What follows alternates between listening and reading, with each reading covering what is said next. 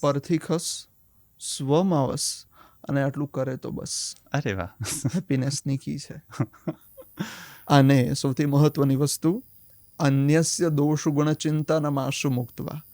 અહીંયા ચિંતન મુક્તવા નથી, આશુ. કારણ કે વેદવ્યાસજીને કલયુગના લક્ષણો ખ્યાલ હશે કે આ લોકોને શીઘ્ર, આશુનો અર્થ થાય કે શીઘ્ર. હા, અને ગુણ અને દોષની ચિંતા ભાઈ તું પ્લીઝ શીઘ્ર છોડી દે. કે if you'll be pure from inside and outside, then God himself will take birth at your place. વાહ. સો એ ઊંચું એક પદ મેળવવા માટે કે એક દિશા પકડવા માટે ગ્રંથો આપણા શું સૂચવે છે? તો સંસ્કૃતમાં કેવળ અધ્યાત્મ નથી, હા સંસ્કૃતમાં અર્થશાસ્ત્ર, સાહિત્યની સૌંદર્યતા, હા, જીવનનો આનંદ બધું જ છે. ઓકે બહુ જ મસ્ત સિદ્ધાંત છે સ્વધર્મે નિધનમ શ્રેયઃ. ઓકે, ઇટ સિમ્પલી મીન્સ ગીતાજીમાં જ કીધેલું છે કે હા. Just be as you are, follow your unique path, it will bring loads of positivity in your life. પોતાનામાં જ પ્રસન્ન રહે, એ હા. ખુશ થઈ જાય, વાહ એ બહુ એક તરી જાય, અને પછી કોઈ ચિંતા બીજી રહે જ નહીં. વાહ. આઈ એમ શ્યોર કે ઘણા બધા લોકોને આમ ડાયરેક્ટ એવું લાગતું હશે કે એમના પર જ આંગળી ચીંધીને વાત થઈ રહી છે. કે જે મહાભારતમાં મેન્શન કરેલું છે તે બહાર દુનિયામાં પ્રિવેલ કરે છે, અને એમાં જે નથી તે ક્યાંય નથી. તો જે મહાભારત આખું ભણી લે ને એને સ્ક્રીન પ્લે પણ સારો આવડી જાય. વાહ. જી હા. કારણ કે એક મસ્તીમાં વાત કહું તો પહેલો સ્પેશિયલ અપિયરન્સ કોણે કર્યો હતો? I don't know. હનુમાનજીએ મહાભારતમાં. એટલે આ રીતે આપણા ગ્રંથોમાં પહેલેથી જ સાહિત્ય કેટર થયેલું છે. હેલો, જલસો પર હું છું હાર્દિક, અને જલસો પર ખૂબ બધા પોડકાસ્ટ અમે કરતા આવ્યા છીએ. આજનો એક સરસ મજાનો પોડકાસ્ટ અમે ગોઠવી પાડ્યો છે. સંવાદ છે મૂળે, અને એમાં એવા મહેમાનને અમે બોલાવ્યા છે કે જેમને સાંભળીને તમે ઘણું બધું શીખી શકો છો. મૂળે તો આધ્યાત્મિક સંવાદ પણ કહી શકો, પણ યુથને કનેક્ટ કરી શકે એવી વાતો તમને સાંભળવા મળશે. પરિવારમાં ઝઘડા ચાલતા હોય કે કોઈ પ્રેમિકા રિસાઈ ગઈ હોય, એને મનાવવી કેવી રીતે, આ બધું જ આજે અહીંયાથી જાણવા સાંભળવા મળશે. અને હા, બિઝનેસ કઈ રીતે આગળ ચલાવવો, પૈસા કઈ રીતે સરસ રીતે કમાવવા, આ બધી જ વાતોની જાણકારી તમને મળી જશે. તો બહુ જ દિલથી હું એમનું સ્વાગત કરવા માંગુ છું. હા, કૃષ્ણાઝ મેન્યુઅલ એમનો પોડકાસ્ટ તમે જલસો મ્યુઝિક એપ્લિકેશન પર પણ સાંભળ્યો હશે, અને જેમણે સાંભળ્યો છે એમને તો ખ્યાલ આવી જ ગયો હશે કે આજે આપણી સાથે કોણ જોડાવાનું છે. મૂળે તો એ કથાકાર પણ છે, સાહિત્ય પ્રેમી છે, સાહિત્ય માટે ખૂબ રસ લે છે, પુસ્તકો ઘણા બધા વાંચે છે, ઘણું બધું ભણ્યા પણ છે, શીખ્યા છે, સમજ્યા છે, અને હજુ ઘણું બધું શીખવાની ધગશ રાખે છે. એવા સાહિત્ય પ્રેમી અનંત કૃષ્ણ શાસ્ત્રીને હું ખૂબ દિલથી આવકારવા માંગુ છું. તમારું દિલથી સ્વાગત છે જલસોમાં. We are very happy to have you here with અસ.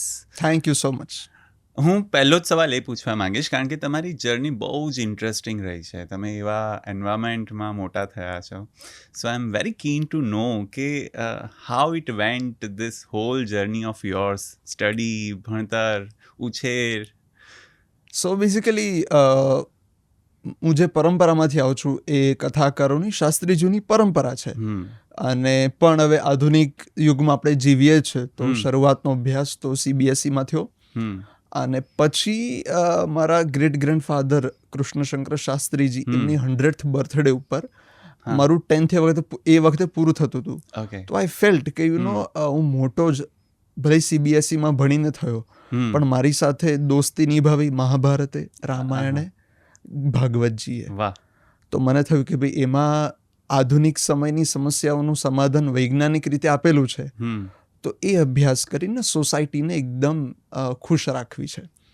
સો પછી 11th ગુરુકુલમાં અભ્યાસ કર્યો, બનારસમાં પણ અભ્યાસ કર્યો, અને પુરાણ અને વ્યાકરણ આમાં શાસ્ત્ર એટલે કે BA કમ્પ્લીટ કર્યું.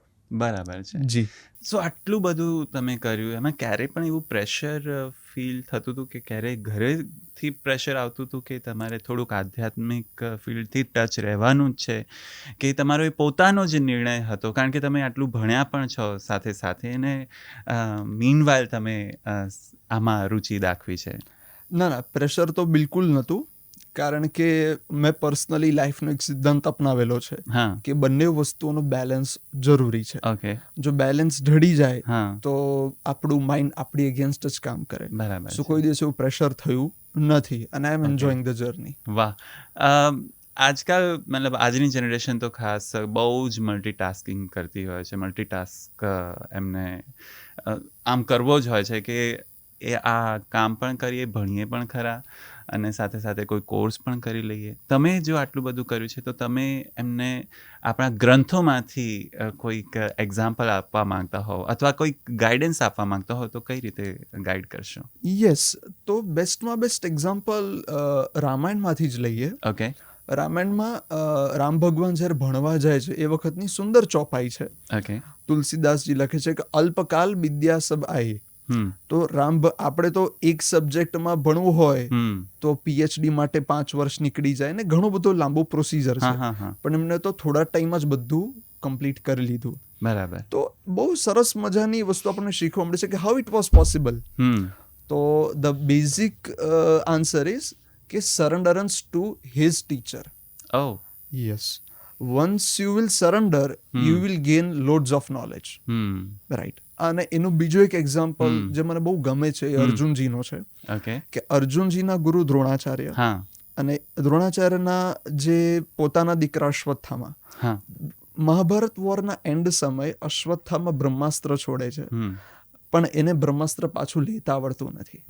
અર્જુનજી છોડે છે અને પાછું લઈ પણ શકે છે. યસ સો જે પોતાનું રિયલ સ્ટુડન્ટ હતો એને વધારે નોલેજ મળી. Same like Ramji because of surrenderance. જી તો જો આજના સ્ટુડન્ટ્સ સરેન્ડર થઈ જાય તો એમને વધારે નોલેજ બધા કરતા મળે છે. અને આજના સ્ટુડન્ટ્સને એવું પણ હોય છે કે અમે ટોપર જ બની જઈએ, જે વસ્તુ કરીને એમાં અમે ટોપ જ કરીએ. સો એ ઊંચું એક પદ મેળવવા માટે કે એક દિશા પકડવા માટે ગ્રંથો આપણા શું સૂચવે છે? બહુ જ મસ્ત સિદ્ધાંત છે સ્વધર્મે નિધનમ શ્રેયઃ. ઓકે ઇટ સિમ્પલી મીન્સ ગીતાજીમાં જ કીધેલું છે કે હા. Just be as you are, follow your unique path, it will bring loads of positivity in your life. જી તો અને બીજા સિમ્પલ વેમાં કહું, એલ્બર્ટ આઇન્સ્ટાઈનનો કોટ છે કે if you tell a fish to climb a tree it would believe that it's a fool for the rest of its life. જી so તમારી જેમાં માસ્ટરી છે, whether it is science, literature કે કોઈ પણ અન્ય અલગ વિષય હોય, તો once you focus on that you will do very great in life. Okay. અને આપણે જ્યારે શરૂઆતમાં વાત કરી હતી you gave very good example. એ મને હજુ પણ યાદ રહી ગયું છે. હું ઈચ્છીશ કે તમે ઓડિયન્સને પણ એ જણાવો દેટ ધ્રુવ તારાવાળું example, that is very inspiring story actually અને એ પણ ઘણું બધું શીખવી શકે છે. જી. તો આપણા ગ્રંથોમાં ધ્રુવજીનો ઉલ્લેખ તો છે જ. હા અને ઘણા પ્રૂફ પણ માંગતા હોય કે ધ્રુવજી એટલે શું, હુ એક્ઝેક્ટલી ઇઝ ધ્રુવ. હા સો ધ્રુવજીની પદવી તો સપ્તર્ષિઓ કરતા પણ ઊંચી છે. જી વિચ મીન્સ કે પરમનન્ટ રિઝલ્ટ છે, જી ટેમ્પરરી નથી. હા let's dive dipper into his lineage. તો ધ્રુવજીના પિતા ઉત્તાનપાદ, એમના ભાઈનું નામ પ્રિયવ્રત. તો ઉત્તાનપાદજીને 2 રાણીઓ હતી, સુરુચિ અને સુનીતિ. જી ઓકે. તો સુરુચિના દીકરાનું નામ હતું ઉત્તમ અને સુનીતિના દીકરાનું નામ હતું ધ્રુવ. ધ્રુવ સુરુચિ મીન્સ વોટ આઈ લાઈક. જી સો મને જે ગમે છે એનું રિઝલ્ટ મને ટેમ્પરરી, દેટ ઇઝ ઉત્તમ મળશે. But Suniti, what is required, એનું રિઝલ્ટ મને ધ્રુવ પરમનન્ટ મળશે. વાહ એટલે ધ્રુવજી સપ્તર્ષિઓ કરતા પણ આગળ પહોંચ્યા. વાહ. તો આજે બિઝનેસ હોય, એજ્યુકેશન હોય કે કોઈ પણ બીજું વર્ક હોય, એમાં વોટ ઇઝ રિક્વાયર્ડ એના પર આપણે જો વધારે ફોકસ રાખીએ તો આપણને પરમનન્ટ રિઝલ્ટ ડેફિનેટલી મળશે. વાહ. સો આ બહુ જ સફળતાની એક ચાવી જ ગણી લો. એન્ડ હવે તમે બિઝનેસની એની વાત કરી જ છે, તો ભણતર પછી લોકો જોબ ને બિઝનેસ માટે આમ મરી પડતા હોય છે, તૂટી પડતા હોય છે. સો એના સક્સેસ માટે શું શું કરી શકાય ને ગ્રંથો પાસે એનો શું છે? યસ. આનું પ્રમાણ બહુ અલગ અલગ રીતે આપેલો પણ છે, પણ સરળ રીતે ગીતાજીમાં બહુ જ એના સરસ કારણો બતાવ્યા છે. તો 5 એટલે મુખ્ય કારણો કયા છે? તો અધિષ્ઠાનમ તથા કર્તા, કરણમ ચ પૃથગ્વિધમ, વિવિધશ્ચ પૃથક ચેષ્ટા, દૈવમ ચૈવાત્ર પંચમમ. તો તો લાસ્ટ ચેપ્ટર ગીતાજીમાં ભગવાન કૃષ્ણ અર્જુનજીને કોઈ પણ ઉદ્યોગ હોય એ સફળ કઈ રીતના થાય એના કારણો બતાવે છે. તો પહેલું કારણ છે અધિષ્ઠાન, દેટ ઇઝ એન્વાયરમેન્ટ. કર્તા એટલે કે ડુઅર્સ, કરણમ રિસોર્સિસ, પૃથક ચેષ્ટા which means planning. If you fail to plan then you will definitely fail. બરાબર. અને last and most important that is દૈવ, which means your prayer or blessings. આટલી 5 વસ્તુઓ, whether it is Apple, whether it is Oracle or any other company, આ main કારણ મૂળમાં આપણને મળી જ જાય છે, જે બિઝનેસને સફળ કરાવે છે. વાહ. બિઝનેસમાં સફળ થવા માટે બીજું શું શું કરવું જોઈએ? બિઝનેસનું એન્વાયરમેન્ટ કઈ રીતે સારી રીતે જાળવી શકાય, એ બધી જ વાતો આપણે કરીએ છીએ. મીનવાઇલ અનંત કૃષ્ણ શાસ્ત્રી આપણી સાથે છે, ત્યારે મારે તમને એ પણ કહેવાનું છે કે ગીતાજીનો એમણે ઉલ્લેખ કર્યો તો બહુ જ સરસ રીતે આજની જનરેશનને, આજના યુથને બહુ જ સારી રીતે ગીતાજી સમજાઈ જાય એ રીતે એમણે બહુ સારી રીતે નેરેટ કર્યું છે. કૃષ્ણાઝ મેન્યુઅલ કરીને અમારો પોડકાસ્ટ છે જલસો મ્યુઝિક એન્ડ પોડકાસ્ટ એપ્લિકેશન પર, તો એ સાંભળવાનું ન ભૂલતા. સો આપણે બિઝનેસની વાત કરી રહ્યા હતા, જેમાં આપણે સક્સેસ મેળવી શકીએ છીએ. એનું કલ્ચર, એનું એન્વાયરમેન્ટ જાળવવા માટે આજકાલ તો કેવું હોય છે કે જોબની જ વાત કરી લો કે એમ્પ્લોઈઝ એક ગ્રુપ પડી જતા હોય છે, ટોળા પડી જતા હોય છે, એકબીજાના ટાંટ્યા ખેંચવામાંથી ઊંચા નથી આવતા. અમુક લોકોને બહુ મજા આવતી હોય છે, બટ સ્ટીલ એને આ આખી સિચ્યુએશનને કઈ રીતે ટેકલ કરી શકાય? આપણી પાસે ગ્રંથો છે ને એની પાસે ઘણા બધા જવાબ છે. બરોબર. તો એનો બહુ જ સરસ ફોર્મ્યુલા છે, જે ભાગવત મહાપુરાણમાં આપેલો છે. અચ્છા. જી. અને આ રીતના છે કે ધર્મમ ભજસ્વ સતતમ ત્યજ લોક ધર્માન સેવસ્વ સાધુ પુરુષાન જહિ કામ તૃષ્ણામ અન્યસ્ય દોષ ગુણ ચિંતનમાશુ મુક્ત્વા સેવા કથા રસમહો નિતરામ પીબત્વમ. તો આનો આન્સર જેટલો લંબાવો એટલો લંબાવી પણ શકાય છે, બટ શોર્ટમાં આપણે સમજીએ તો ફર્સ્ટ લાઈન, ધર્મમ ભજસ્વ સતતમ ત્યજ લોક ધર્માન. જી. તો હવે લિટરેચરિસ્ટિક બ્યુટી પણ જોઈ લેવી હોય તો સતતમ શબ્દ વચ્ચે છે. બરોબર. તો શરૂઆત મેં કીધેલું છે કે ધર્મમ ભજસ્વ, એટલે પોતાની રિસ્પોન્સિબિલિટી, જે પણ કોઈ બોસ હોય, એમ્પ્લોય હોય કે HR મેનેજર હોય, એને પોતાના જ કર્તવ્ય ઉપર ધ્યાન આપવું જોઈએ. બરાબર છે. ધર્મમ ભજસ્વ સતતમ, અને પછી જ કીધેલું છે કે ત્યજ લોક ધર્માન, સતતમ ત્યજ લોક ધર્માન. બરોબર, કે બીજા જે કરે છે એના પર ફોકસ નથી કરવાનું. You should focus on your duty only. અને સેવસ્વ સાધુ પુરુષાન જહિ કામ તૃષ્ણા, વિચ મીન્સ કે જે સારા લોકો હોય, સક્સેસફુલ લોકો હોય, એમની પાસે ગાઈડન્સ લો. અને સૌથી મહત્વની વસ્તુ, અન્યસ્ય દોષ ગુણ ચિંતનમાશુ મુક્ત્વા. અહીંયા ચિંતન મુક્તવા નથી, આશુ, કારણ કે વેદવ્યાસજીને કલયુગના લક્ષણો ખ્યાલ હશે કે આ લોકોને શીઘ્ર, આશુનો અર્થ થાય કે શીઘ્ર, અને ગુણ અને દોષની ચિંતા ભાઈ તું પ્લીઝ શીઘ્ર છોડી દે. વાહ. અને તારું જે ક્રાફ્ટ છે એના ઉપર ટોટલી ફોકસ થઈ જાય. સેવા કથા રસમહો નિતરામ પીબત્વમ, કન્ટિન્યુઅસલી તો એના ઉપર ડેડિકેટેડ રહે. સો આ વસ્તુ જે છે આ લાઈફમાં હેપીનેસ પણ લાવે છે, પોઝિટિવ એન્વાયરમેન્ટ પણ ઓફિસમાં ક્રિએટ કરે છે. ઓકે. અને ઘણું હેલ્પ કરે છે બધા એને. વાહ. આઈ એમ શ્યોર કે ઘણા બધા લોકોને આમ ડાયરેક્ટ એવું લાગતું હશે કે એમના પર જ આંગળી ચીંધીને વાત થઈ રહી છે. દરેકની ઓફિસમાં આવા કલ્ચર ને આવું એન્વાયરમેન્ટ ક્રિએટ થઈ જતું હોય છે. જ્યારે ટોળા પડી જતા હોય છે ત્યારે બહુ અઘરું પડી જતું હોય છે, ખાસ કરીને બોસીસને. આઈ એમ શ્યોર કે એ પણ આનો પણ એક ઉપાય હશે ગ્રંથો પાસે. જ્યારે આપણે ખૂબ પ્રગતિ કરતા હોઈએ, ઓફિસમાં રહીને ખૂબ કામ કરતા હોઈએ, ત્યારે ઘણા બધાની કાળી નજર પણ લાગી જતી હોય છે. So you gave me a good example for that, કે કોઈની નજર ન લાગે એના માટે. For that vote to do. Yes. તો અહીંયા આપણે બહુ જ સરસ વસ્તુ આપણી સામે જ છે, એ છે કૃષ્ણ ભગવાન ઠાકોરજી. અને એમને પણ શું કરેલું છે, અને એમના વૈષ્ણવ હતું એ છે તિલક કરેલું છે. જી. તો આનો બહુ જ સાયન્ટિફિક રીઝન છે. અને એ લીલા ભાવ એવો છે બેઝિકલી કે જ્યારે ભગવાન કૃષ્ણ બાલ્યાવસ્થામાં રમતા હતા તો એક વખતે કાલિયાનાગ સાથે એમનું યુદ્ધ થયું. અને કાલિયાનાગ સાથે એમનું યુદ્ધ થયું, એ નૃત્ય કરતા બહાર આવ્યા. અને પછી કાલિયાનાગને શાંત કરીને પૂછ્યું કે ભાઈ તું શું કામ યમુનાજીમાં છુપાઈ જાય છે આટલી શુદ્ધ પવિત્ર નદીમાં? તો કાલિયાનાગ કહે છે કે ભગવાન કૃષ્ણ તમારું વાહન ગરુડ એ મને ખાવા આવે છે એટલા માટે હું અહીંયા છુપાવ છું. પણ કૃષ્ણ ભગવાન કહે છે કે હવે તું ચિંતા ના કર, તને નહીં ખાય. તો એનું શું પ્રમાણ? તો કે મેં મારા ચરણો જે છે એ તારા માથા ઉપર સ્થાપિત કરી દીધેલા છે નૃત્ય કરીને. એટલા માટે ભગવાન નૃત્ય કરે છે. હવે એનો પ્રેક્ટિકલ અપ્રોચ શું? તો કે ભાઈ આપણે તિલક શું કામ કરીએ જેથી આપણને એવિલ આઈથી પ્રોટેક્શન મળે. બરોબર છે? કોઈ આપણને ખાવા ના આવે, ગ્રસવા ના આવે, એટલા માટે to protect our cells we apply તિલક.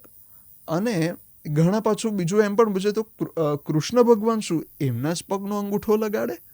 આ પણ એક રહસ્ય છે. એનું રીઝન એ છે કે એ રાધાજીના જમણા પગનો અંગૂઠો એમના મસ્તક ઉપર લગાડે છે. ઓકે. તો અને બીજું જે યોગિક સાયન્સ પ્રમાણેનું રીઝન છે કે ભાઈ 7 ચક્રો બોડીના એક્ટિવેટ કરવા માટે તિલક લગાવવું અહીંયા કપાળે ખૂબ જરૂરી છે. It will give you loads of energy. વાહ.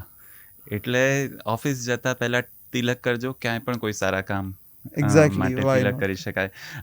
થેન્ક યુ સો મચ આનંદભાઈ. મારે મીનવાઇલ એ પણ પૂછવું છે, તમે આટલા શ્લોકો બોલો છો અને એમ મોઢે બોલી શકો છો, આજની જનરેશનમાં એ જોવું બહુ જ દુર્લભ છે, હું એમ કહી શકું.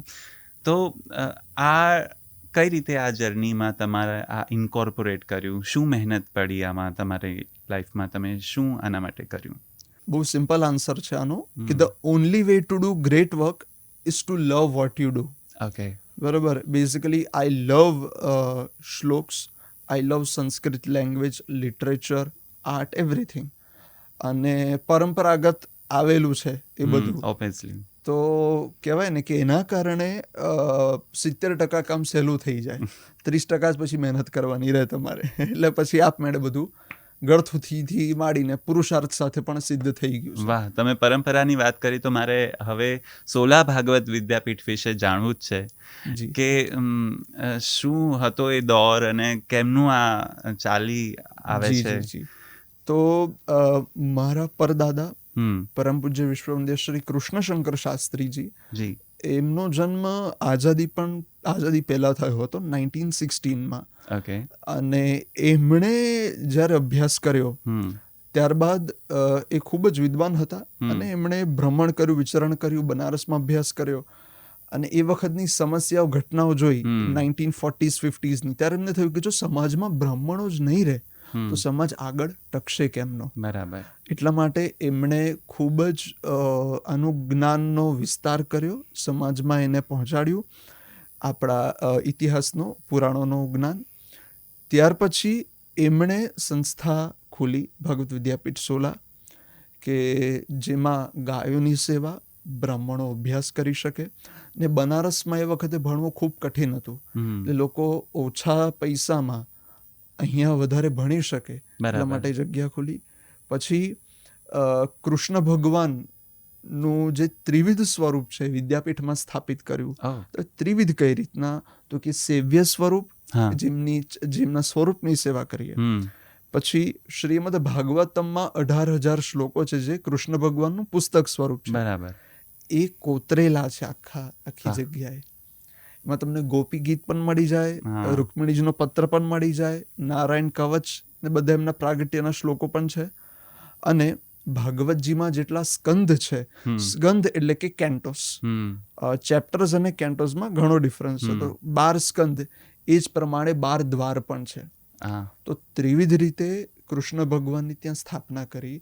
અને એની સુંદર મજા એ હતી કે એ વખતે તત્કાલીન પુણ્ય શ્લોકો ડોંગરે મહારાજ શ્રી, રંગવદૂત મહારાજ શ્રી, યોગીજી મહારાજ શ્રી, આખા ભારતભરના સંતો આવે તો એમણે ભૂમિપૂજન પ્રતિષ્ઠા કરી.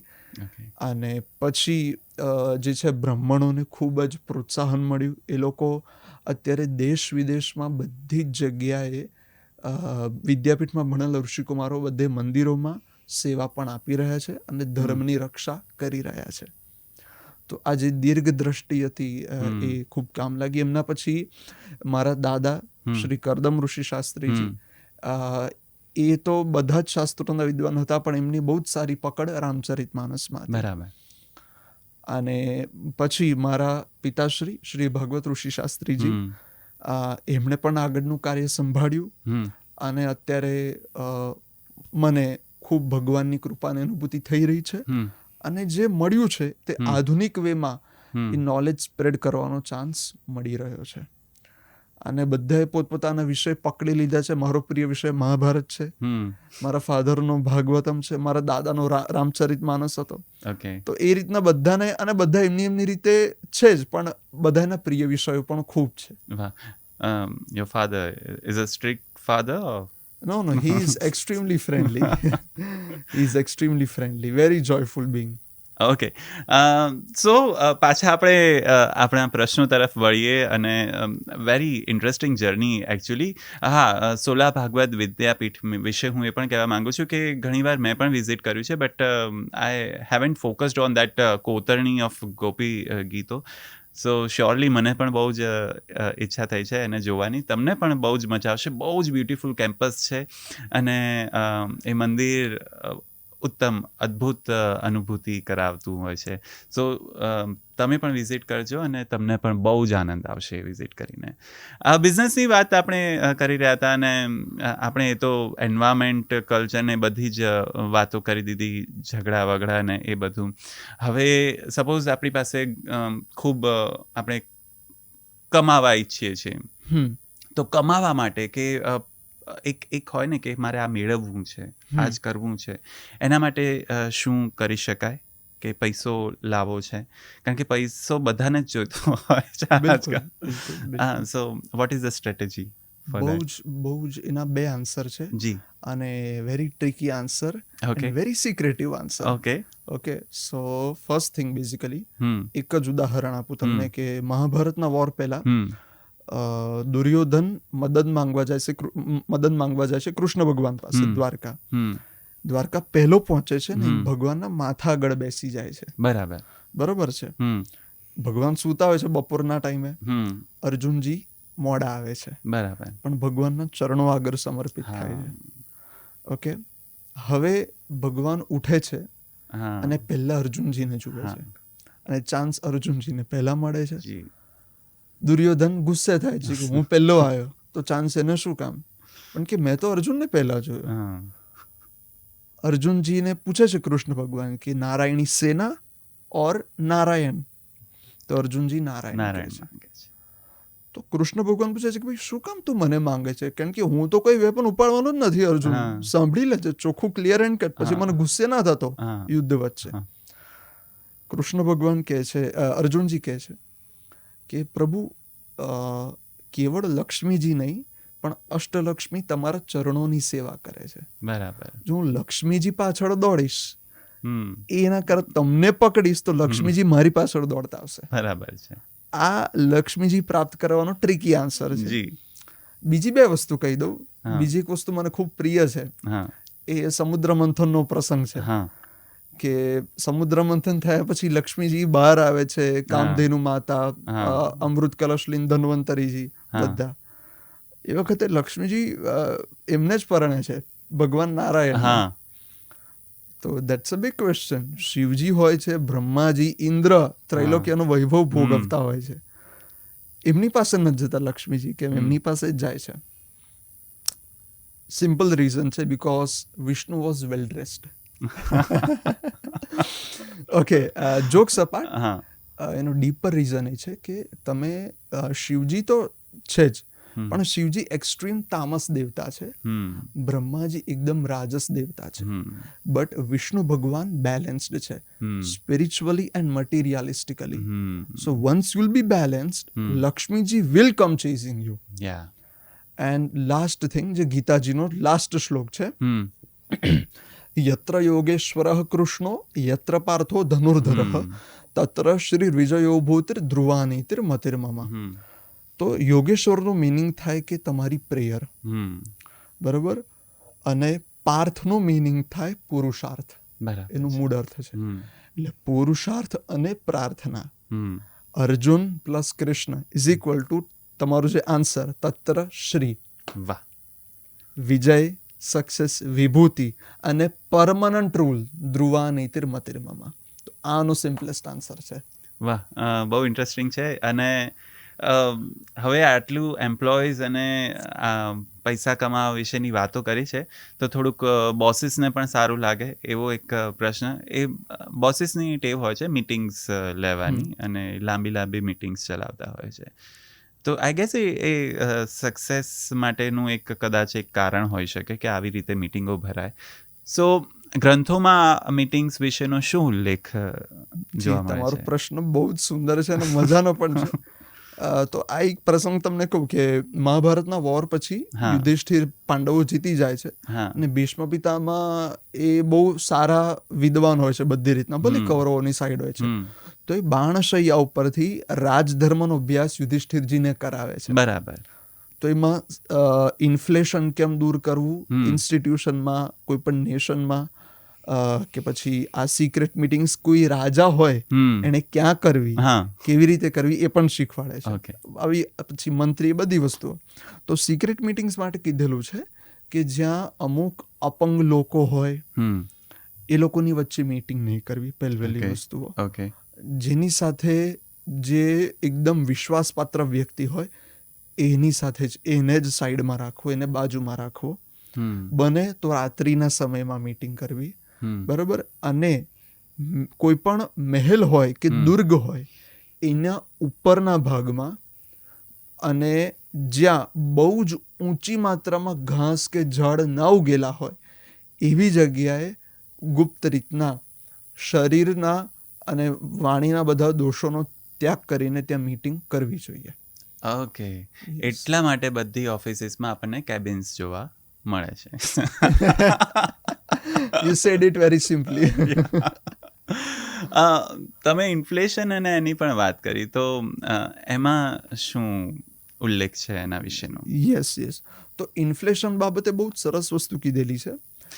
તો એના આમ તો 15-20 કારણો સોલ્યુશન્સ આપેલા છે કે ઇન્ફ્લેશન કઈ રીતના દૂર કરી શકાય. બટ બહુ જ જો ખરાબ પરિસ્થિતિ હોય કોઈ પણ જગ્યાની, તો પહેલી વસ્તુ છે કે ભાઈ કોઈ પણ એક ઇન્સ્ટિટ્યૂટ સાથે કે બીજા રાજ્ય સાથે મૈત્રી સ્થાપિત કરી લેવી. બરાબર છે. મિત્રતા કરી લેવી અને એની સાથે જોડે રહી અને પછી જે છે ડેવલપમેન્ટમાં આગળ વધવું જોઈએ. બરાબર છે. આ એક સિમ્પલ રીઝન છે. બીજો રીઝન ઇન્ડિવિજ્યુઅલ પર્પઝથી આવે છે, જે અત્યારે ઘણા ફોરેન ગયેલા સ્ટુડન્ટ્સને બહુ અત્યારે ફેસ કરી રહ્યા છે. તો એ લોકોને પણ યાદ કરીને, એ લોકોને પણ કે બધાને છે ને પોતપોતાના અલગ અલગ સબ્જેક્ટ ભગવાને યુનિકલી આપેલા જ છે. બરાબર. So it's better to start their own institution or own online business or their own unique work which is different from the rest of the crowd. બરાબર છે.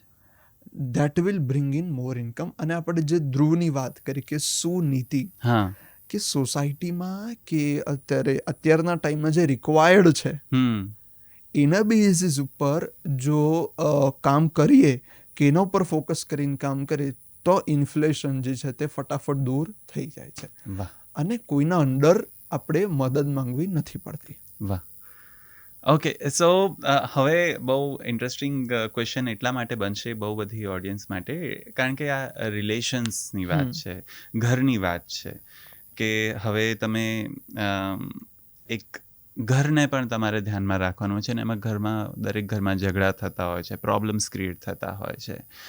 આ ઘરમાં સારી રીતે સુખથી જીવવા માટે શું કરવું જોઈએ? મીનવેલ હું એ પણ તમને ટીઝ કરી દઉં કે લવ રિલેશનશિપ વિશે પણ થોડીક વારમાં હું વાત કરવાનો છું. ત્યાં સુધી હું આપણે ઘર વિશેનું જાણી લઈએ. યસ. તો આપણા કલ્ચરમાંથી આપણને ફેમિલી રિલેશન્સ વિશે પણ ખૂબ શીખવા મળે છે સારી રીતે. તો આપણે એક્ઝામ્પલ આપણે શિવાલયનું લઈએ.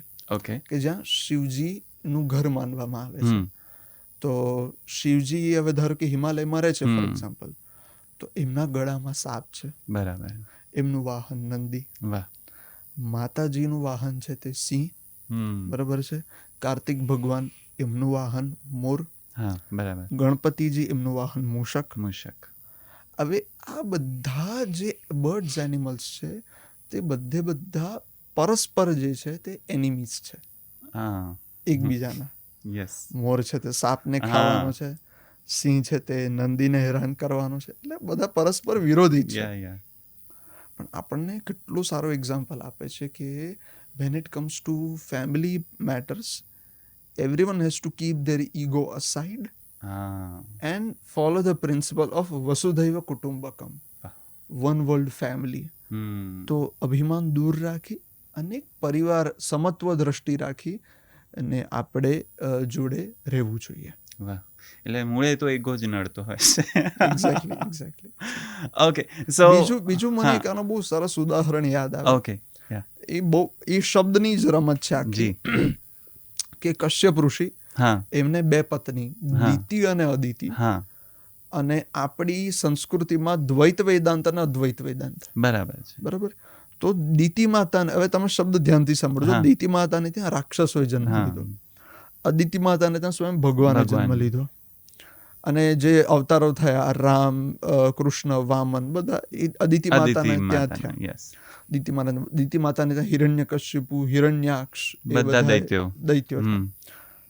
હવે આપણને શીખવાડે છે વેદાંતમાં, એટલું બધું ઊંડાણ નથી બટ સિમ્પલ, કે તમે ઇનઇક્વાલિટીથી જોશો કે તમારી અંદર, ભલે બહારથી તમે કેટલા સુંદર લાગતો પણ અંદરથી તમે ઇમ્પ્યોર હશો તો તમારે ત્યાં રાક્ષસો જન્મ લેશે. દેટ ઇઝ દ્વૈત સિદ્ધાંત. અને અદ્વૈત સિદ્ધાંત કે if you will B pure from inside and outside then God himself will take birth at your place. વાહ.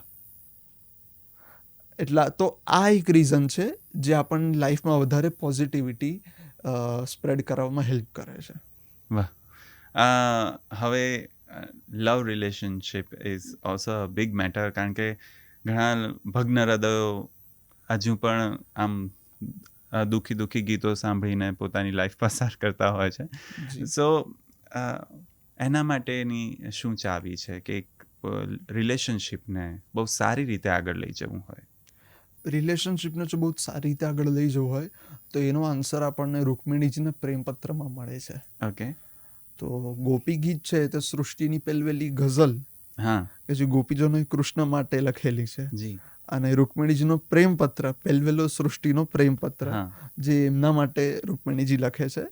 તો એમાં રૂકમિણીજી ખૂબ સુંદર બાબતો લખે છે કે કૃષ્ણ આપણા વિવાહ સફળ જશે.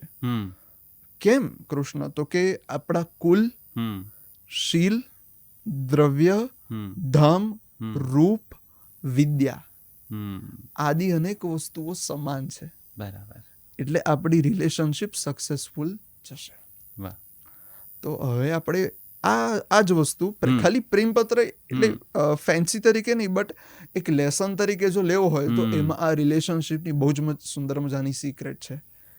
કે રામ ભગવાન હોય કે કૃષ્ણ ભગવાન હોય, અર્જુનજી હોય, કોઈ પણ બધાએ આ વસ્તુ ધ્યાનમાં રાખી રાજા સાથે એ જ રાજધર્મની કન્યા સાથે વિવાહ કર્યા.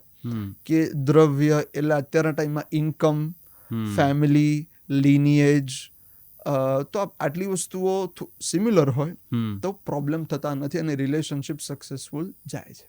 વાહ. એટલે આ બધા જ ફોર્મ્યુલાઝ યાદ ન રાખવા પડે એટલા માટે તમે આ વિડીયોને વારે ઘડીએ જોઈ શકો છો. અને જેમને પણ પ્રોબ્લેમ્સ હોય એવું તમને સમજાતું હોય તો તમે આ વિડીયોને શેર કરવાનું ભૂલતા નહીં. ખૂબ બધી જાણકારીઓ મળશે. આપણા ગ્રંથોમાં કેટલું બધું નોલેજ ભરેલું છે એ સમજાશે. એટલે તમારા પરિવારજનોને, તમારા મિત્રોને આ વિડીયો શેર જરૂર કરજો વોટ્સએપ ગ્રુપ્સમાં. મીનવાઇલ હું એ પણ કહેવા માંગુ છું, અમે છીએ જલસો મ્યુઝિક એન્ડ પોડકાસ્ટ. એ એપ્લિકેશન છે જે તમે પ્લે સ્ટોર અને એપ સ્ટોર પરથી ડાઉનલોડ કરી શકો છો. We have our YouTube channels Jalso music and Jalso podcast, Jalso culture. Jalso podcast પર તમે આ વિડીયો માણી રહ્યા છો. જી. સો આ લવની વાત થઈ ગઈ, રિલેશનશિપને કઈ રીતે આગળ વધારી શકાય. હવે અમને બધું જ ભાઈ સક્સેસ મળી ગઈ છે, પૈસો પણ ખૂબ આવી ગયો છે, પણ હવે આ બધું પચતું નથી. તો આ જ્યારે ખૂબ પૈસો પણ આવી જાય કે ખૂબ પ્રગતિ કરી લઈએ તો એ માપમાં કઈ રીતે રહેવું? યસ યસ યસ બહુ જ એના તો ઘણા બધા આન્સર છે. તો એક આનો છે, તમે આન્સર બલિરાજાના ચરિત્રમાં મળે છે. ઓકે. તો બલિરાજા એકચ્યુઅલી એ ટાઈમે છલ કપટ કરીને ઇન્દ્રની પદવી લઈ લે છે. ઓકે. અને એ વખતે વામન ભગવાનનો જન્મ થાય છે, સ્પેશિયલી દેવોના ઇન્દ્ર ભગવાનના પ્રોટેક્શન માટે. બરાબર છે. તો વામન ભગવાન બલિરાજાની યજ્ઞ સભામાં આવે છે. હવે બલિરાજાના ગુરુ શુક્રાચાર્ય હોય છે, અને શુક્રાચાર્યની હજુ પણ અર્થનીતિ ખૂબ પ્રસિદ્ધ છે. બરાબર છે. તો બલિરાજા વામન ભગવાન, એમને અભિમાન હોય છે કારણ કે ત્રૈલોક્યની લક્ષ્મી જીતી લીધી છે, કે હું તો એ કહેશે આ બ્રાહ્મણ મને શું માંગવાનું, મને તો મનમાં એમ જ હોય છે. એટલે કે જે માંગવું હોય માંગી લો, કન્યા જોઈએ છે, સોનું જોઈએ છે, ઘર જોઈએ, તમને બધું આપી દઉં. અને કે મારી શરત જ છે, તમે કહો આપી જ દઈશું. શુક્રાચાર્યજી એ વખતે રોકે છે કે આ તે બહુ મોટી ભૂલ કરી રાજા. શરતો સાંભળે પહેલા જ તે વચન આપી દીધું. અને બહુ મોટો દાની પણ હોય છે. દાની પણ હોય છે. કર્ણ કરતા પણ જેમનું નામ દાનવીરમાં વધારે એ બલિરાજા. તો આ થાય છે. એ વખતે વિસ્તારથી શુક્રાચાર્ય કહે છે, બટ આપણે મુખ્ય વસ્તુઓ લઈશું. તો શુક્રાચાર્ય કહે છે કે ભાઈ પંડિતો કે વિદ્વજ્જનો કયા દાનની પ્રશંસા કરે છે. તો જે દાન કર્યા પછી ઘર ચલાવવા માટે કોઈ પૈસો જ ના રહેતો હોય, એ દાન સાત્વિક દાન માનવામાં આવતું જ નથી. એટલે એવું નથી કે આજે ભગવાનની એટલી બધી ભક્તિનો રસ લાગ્યો કે સર્વસ્વ એવું ના હોય, ના, એ પ્રેક્ટિકલ નથી. એક્ઝેક્ટલી. અને આપવું હોય તો આપણા શાસ્ત્રોમાં એને દશાંશ એટલે 10% આપણને જે મળે એમાંથી આપી દેવાનું વિધાન છે. ઓકે. હવે આજના ટાઈમની ફાઇનાન્શિયલ એડવાઇસ જોઈતી હોય તો એમાં બહુ જ સરસ કીધેલું છે કે વેલ્થને ડિવાઈડ ક્યાં કરવી. ધર્માય યશસ્યર્થાય કામાય સ્વજનાય ચ પંચદા વિભજન વિત્તમ ઇહામુત્ર ચ મોદતે. તો કે લક્ષ્મીજી મળી જાય, પણ હવે એને ડિવાઈડ ક્યાં કરવા? તો પહેલું ધર્મમાં, રિલિજિયસ પર્પસ માટે. પછી પોતાના સેવિંગ્સ અકાઉન્ટમાં. બરાબર છે. યશસ્યર થાય પોતાના સેવિંગ્સ અકાઉન્ટ. બરાબર. કામાય એટલે આપણી પોતાની ઈચ્છાઓની માટે. પછી સ્વજન માટે, ફેમિલી માટે, અને એ લોકોના હેલ્થ કેર માટે. બરાબર. તો આટલી જગ્યાએ આપણે વેલ્થ ડિવાઈડ કરી લઈએ મેજરલી, તો આપણને બધી હેપીનેસ અહીંયા પણ મળે છે, અને આપણે વિદાય લઈએ તો કર્મનો દોષ લાગ્યા વિના આપણને સ્વર્ગલોકમાં પણ સારી જગ્યા મળે છે. પ્લસ બીજું જે મને બહુ જ સરસ વસ્તુ લાગે એ છે કે ખાસા વર્ષો પહેલા 90s રોબર્ટ કિયોસાકીની બુક આવેલી, રિચ ડેડ પુઅર ડેડ. તો એમાં એનો સિદ્ધાંત મને આપણા શાસ્ત્રો સાથે ઘણો મળતો આવ્યો. એમણે કીધેલું કે your house is a liability and it can also be an asset.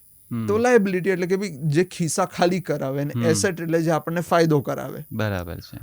તો કે તમારું ઘર તમારી લાયબિલિટી છે ઘણા કેસીસમાં. કઈ રીતના? તો કે rent, light bill, water bill, maintenance tax, ઘણી બધી વસ્તુઓ લાગુ પડે છે. પણ હવે આમલે જેની પાસે શક્યતા હોય તે મેન્શનમાં રહે, પોતાનું કન્સ્ટ્રક્શન કામ કરે, નો ડાઉટ એની પાસે એટલા એસેટ્સ હોય તો.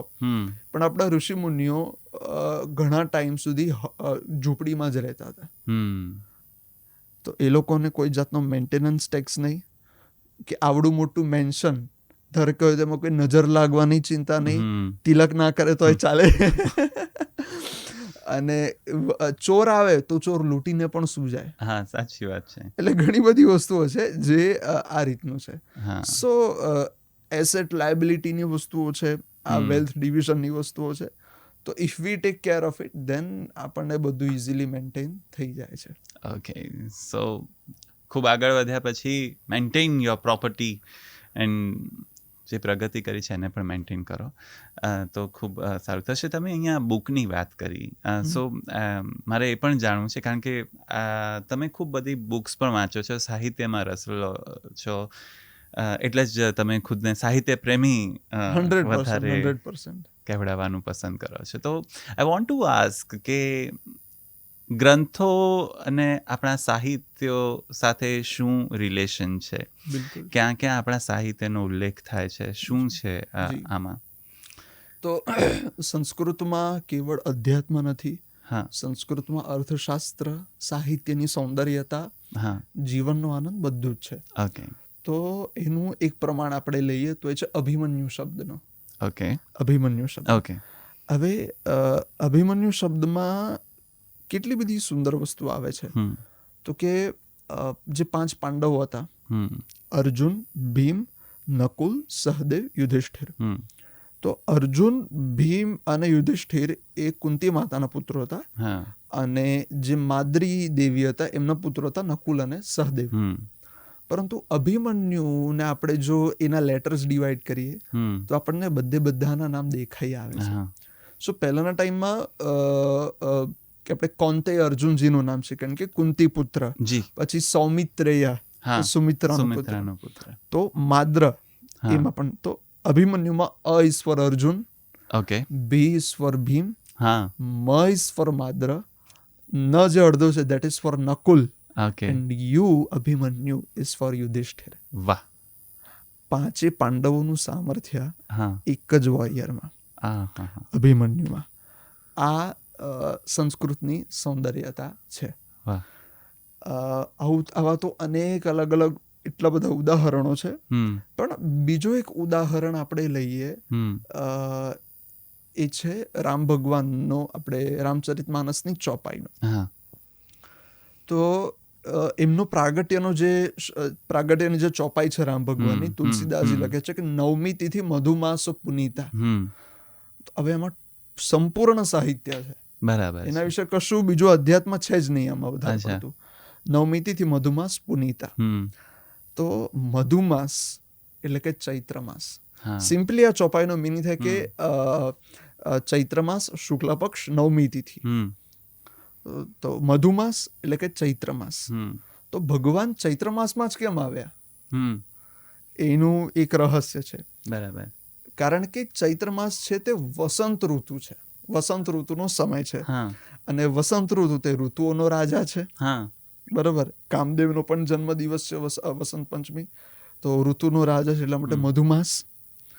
એના પછી 9મી તિથિ. 9મી તિથિ શું કામ લીધી? કારણ કે આપણી પરંપરામાં નવધા ભક્તિ છે, 9 પૂર્ણાંગ છે ન્યુમરોલોજી પ્રમાણે. ત્યારબાદ 9મી જે નવમી નથી લખ્યું, 9મી લખ્યું છે, એ છે નમનનો, વિનમ્રતા, સરળતાનું પ્રતીક છે. અને રામ ભગવાન સરળતાની મૂર્તિ છે, હંમેશા ઝૂક્યા છે, બધાને વંદન કર્યું છે. તો આ 9મીનું કારણ છે. ત્યારબાદ ત્રેતાયુગ જ શું કામ? ભલે ત્રેતાયુગની સંખ્યા સતયુગ પછી આવે છે, શું કામ ત્રેતામાં? તો એનું કારણ છે કે એમાં 3 રાણીઓને 4 પુત્રો થયા હતા. બરાબર. રામ, ભરત, લક્ષ્મણ, શત્રુઘ્ન. એ વસ્તુ થઈ. ત્યાર પછી એમાં ત્રિદેવીઓ તો થયા, સાથે સાથે સૂર્યવંશમાં એમણે જન્મ લીધો. બરાબર. શું કામ? તો કે ભગવાન રામ પોતે યજ્ઞ સ્વરૂપ છે, અને સૂર્ય જે છે તે તેની શક્તિની જાગૃતિ કે એને પ્રબળતા શેનાથી મળે? તો કે યજ્ઞથી મળે. યજ્ઞપુત્ર કામિષ્ટી યજ્ઞથી એમણે ચરુ આરોગ્ય અને રામ ભગવાનનું પ્રાગટ્ય થયું. અને મંગળવારે જ જન્મ્યા. હવે આમાં પાછું વિજ્ઞાન પણ આવે છે કે મંગળવારે જ શું કામ ભગવાન જન્મ લે છે? કૃષ્ણ ભગવાનનો જન્મ બુધવારે થાય છે. તો મંગળવારે શું કામ? તો કે મંગળ, માર્સ એ પ્લેનેટ છે જે પૃથ્વીથી અલગ પડેલો છે. બરાબર છે. હવે પૃથ્વી તત્વ એટલે સીતાજી. મંગળવારેના દિવસે રામ ભગવાન આવ્યા. તો પૃથ્વીને મંગળ ભિન્ન પણ છે અને એક પણ છે. અને સીતારામ આમ પ્રત્યક્ષ અલગ પણ છે, પણ અપ્રત્યક્ષ એક પણ છે. Very interesting. તો આવી અલગ અલગ ઘણી બધી સૌંદર્યતા છે. બીજો એક શ્લોક કૃષ્ણ ભગવાનનો આવે છે કે જ્યારે એ કંસ મામાને મારવા પધારે છે મથુરામાં, અખાડામાં પ્રવેશ કરે છે, ત્યારે